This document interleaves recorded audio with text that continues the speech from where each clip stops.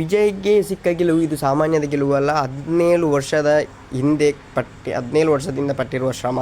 ಎಲ್ಲರಿಗೂ ಗಿರ್ಮಿ Kannada TV YouTube ಚಾನಲ್ಗೆ ಸ್ವಾಗತ ಅಂತ ಹೇಳ್ತಾ ಬಿಡಿ. ಶುರು ಮಾಡೋಕ್ಕಿಂತ ಮೊದಲು ಯಾರೆಲ್ಲ ನಮ್ಮ ಯೂಟ್ಯೂಬ್ ಚಾನಲ್ ಮೊದಲು ನೋಡ್ತಿದ್ದೀರಿ ಅವರೆಲ್ಲ ಸಬ್ಸ್ಕ್ರೈಬ್ ಮಾಡ್ಕೊಳ್ಳಿ ಮತ್ತು ಅಲ್ಲೇ ಪಕ್ಕದಲ್ಲಿ ಬೆಲ್ಲೈಕನ್ ಪ್ರೆಸ್ ಮಾಡಿ. ಕಾಲಿವುಡ್ ಸೂಪರ್ ಸ್ಟಾರ್ ದಳಪತಿ ವಿಜಯ್ ನೇತೃತ್ವದ ಟಿವಿಕೆ ಪಕ್ಷ ತಮಿಳುನಾಡು ವಿಧಾನಸಭಾ ಚುನಾವಣೆಯಲ್ಲಿ ಐತಿಹಾಸಿಕ ಗೆಲುವು ಸಾಧಿಸಿದೆ. ಕೇವಲ 2 ವರ್ಷದ ಹಿಂದೆ ಉದಯಗೊಂಡ ತಮಿಳು ವೆಟ್ರಿ ಕಳಗಂ ಪಕ್ಷ ಅಧಿಕಾರ ಗೆದ್ದದ್ದು ಹಿಡಿಯುವ ಹಂತಕ್ಕೆ ಜನಬೆಂಬಲ ಪಡೆಯುವುದೆಂದು ಬಹಳ ಜನರ ನಿರೀಕ್ಷೆ ಇರಲಿಲ್ಲ. ಕಮಲ್ ಹಾಸನ್ ಸಾಕಷ್ಟು ಹರಸಾಹಸ ಮಾಡಿದರೂ ಅವರಿಗೆ ಸಿಕ್ಕ ಯಶಸ್ಸು ಬಹಳ ಅಲ್ಪ. ವಿಜಯ್ ಹೊಸ ಪಕ್ಷ ಕಟ್ಟಿದಾಗಲೂ ಅನೇಕರು ಅದರ ವೈಫಲ್ಯ ನಿರೀಕ್ಷಿಸಿದ್ದರು. ಆದರೆ ಎಲ್ಲ ಎಣಿಕೆ ಮೀರಿಸುವಂತೆ ಟಿವಿಕೆ ಪಕ್ಷ ಬಹುಮತದ ಹತ್ತಿರ ಹೋಗಿದೆ.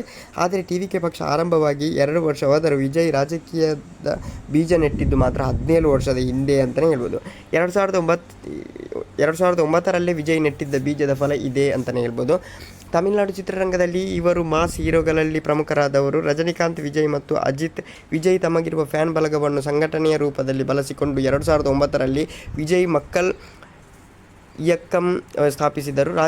ರಾಜ್ಯದಾದ್ಯಂತ ವಿವಿಧೆಡೆ ತಮ್ಮ ಅಭಿಮಾನಿಗಳು ಬಳಸಿಕೊಂಡ ವಿಪತ್ತು ಪರಿಹಾರ ಸೇವೆ, ಶಿಕ್ಷಣ ಮತ್ತಿತರ ಸೇವೆಗಳು ಈ ಸಂಘಟನೆಯ ಮೂಲಕ ಮಾಡತೊಡಗಿದರು.